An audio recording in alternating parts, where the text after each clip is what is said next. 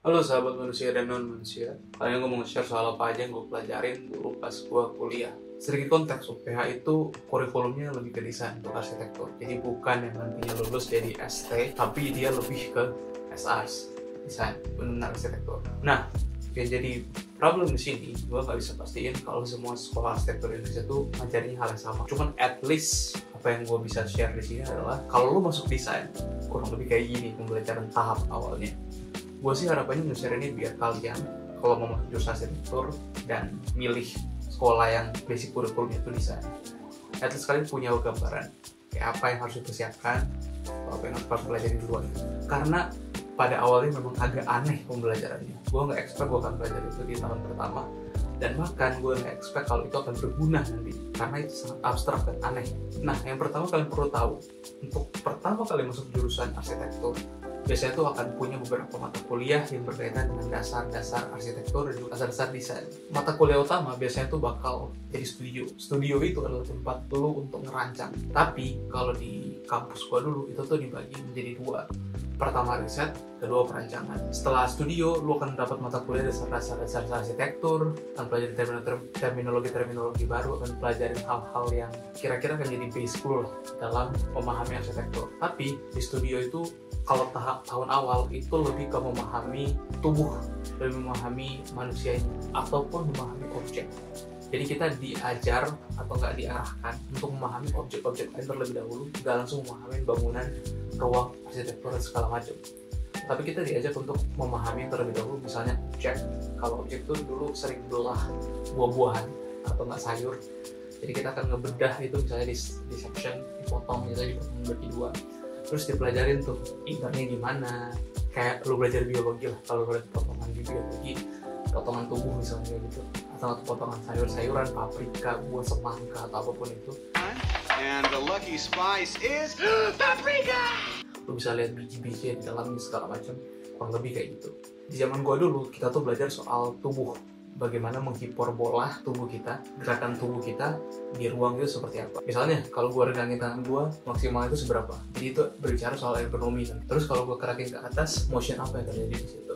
Nah, kita pelajarin itu semua tuh di pas gua kuliah dulu. Dan setelah itu kita akan bikin sebuah wearable objects. Wearable objects ini tuh adalah sebuah tools atau alat yang kita desain untuk nantinya menghiperbola ataupun memberikan bentuk kepada gerakan yang kita bikin. Misalnya kita bending tangan kita kayak gini, kita swing kayak gini ya.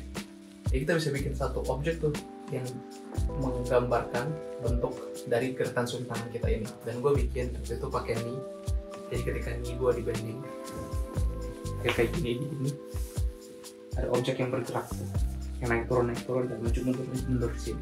Dan itu seru banget karena kita belajar soal tubuh kita, memahami proporsi, memahami ergonomi, memahami bagaimana tubuh kita tuh bergerak dalam ruang gitu, dan bagaimana sih jangkauan tubuh kita, dan bagaimana tubuh kita mempengaruhi ruang di mana tempat kita berada gitu. Kemudian di mata kuliah lain, itu di mata kuliah dasar arsitektur, gue lupa nama mata kuliahnya, tapi waktu itu belajar dan pakemnya itu pakai buku namanya Plastic Hatching yang apa gitu. Pokoknya ada lah, nanti gue taruh dan gambarnya di sini.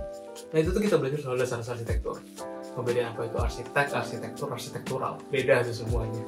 Dan juga habis itu memahami terminologi dasar kayak ruang, organisasi, dan lain-lain lah. Dan banyak hal yang lo bakal pelajarin terminologi dasar lah. Misalnya ruang.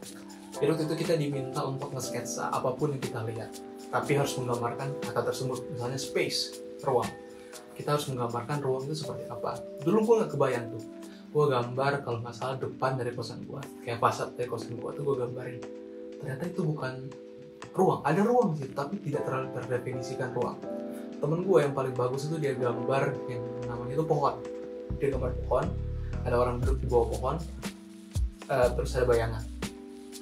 Setelah gue pikir-pikir, oh itu ruang ya. Jadi gue baru kebayang setelah ada gambar itu dari temen gue. Sebentar gue gambar fasad, apaan fasad bukan ruang gitu ya. Nah, sebenarnya itu yang perlu kalian persiapin, skill gambar. Karena kebanyakan yang akan kalian pelajari di tahun awal itu adalah bagaimana kalian mengenal tangan dan tubuh kalian. Jadi bener-bener pakai tangan. Jarang banget yang izinin untuk pakai digital, untuk pakai komputer. Karena tujuannya adalah untuk mengenal diri, untuk mengenal bagaimana tubuh kita tuh bergerak, dan juga tubuh kita tuh mengekspresikan arsitektur itu seperti apa, mengekspresikan ruang itu seperti apa. Itu tahap awal untuk kenalnya. Dan skill gambar cukup penting di tahun-tahun awal. Walaupun lu gak jago-jago banget, gue pun gak jago gambar, gue gambarnya jelek banget. Dan kalau lu lihat gambar di situ jelek-jelek, gak ada yang bagus, percaya sama gue. Tapi yang penting itu adalah bagaimana itu menggambarkan sesuatu yang on point. Jadi misalnya ruang, ya gambarnya ruang. Misalnya organisasi, gambarnya organisasi, linear, radial, dan segala macam. Jadi harus on point aja. Jadi nggak perlu benar-benar bagus, nggak perlu benar-benar presisi, nggak perlu benar-benar indah gambarnya. Yang penting itu bisa terbaca dan pesan yang lu mau sampaikan itu nyampe. Kedua adalah skill yang harus pelajari, itu adalah skill ngomong. Kayak gini misalnya. Sorry, ternyata suaranya gue.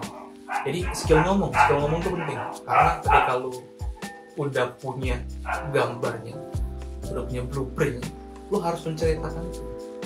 Karena gambar itu ketika kita tahap awal jangan harap gambar itu bisa bicara sendiri. Itu tujuan akhirnya. Tapi lah untuk awal tuh kita nggak akan bisa buat gambar kita bicara sendiri. Bahkan komik pun perlu balun, perlu teks balun, teks speech buat ngomong gitu ya. Jadi kita pun harus menceritakan gambar kita tuh apa, intensi kita tuh apa. Ini bagaimana? Apa yang kita pelajari dari sini? Jadi hal itu yang perlu kita pelajari. Dan cara menyampaikan pun penting. Lu harus pelajarin pembukaan kayak apa, lu harus pelajarin misalnya gambar ini diomongnya apa, gambar ini menunjukkan apa, lu harus tahu cara menyampaikan itu seperti apa. Jadi kalau disimpulin itu cuman skill gambar, skill ngomong, dan imajinasi sih. Iya, imajinasi penting juga karena lu harus membayangkan apa yang belum ada gitu. Ruang itu kan kadang-kadang kita nggak tahu ya kalau kita belum definisiin.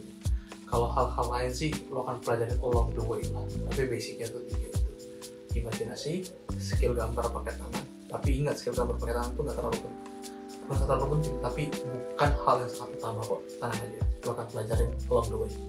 Oke, itu aja. Thank you udah nonton. And I hope kalian yang suka arsitektur bisa berlatih dengan bahagia. Bye.